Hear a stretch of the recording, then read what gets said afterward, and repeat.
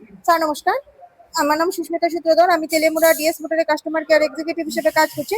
Sir আপনার নামটা কি আছে জানতে পারিনি? রূপন দেবনাথ, আপনার অ্যাড্রেস? মোরচরা। বর্তমানে যে হিরোর স্কুটিটি চালাইতেছেন, স্কুটির মডেল কি আছে স্যার? Hero destiny. কোন জায়গা থেকে কিনছেন?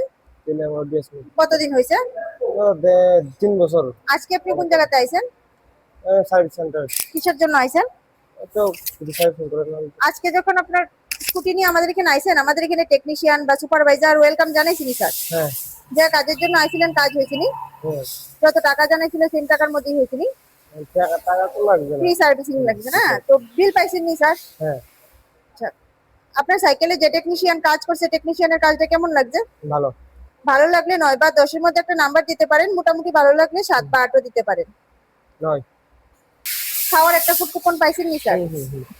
আপনার সাইকেলে তো সার্ভিসিং এর পর একটা পূজা দেখি, কেমন লাগছে?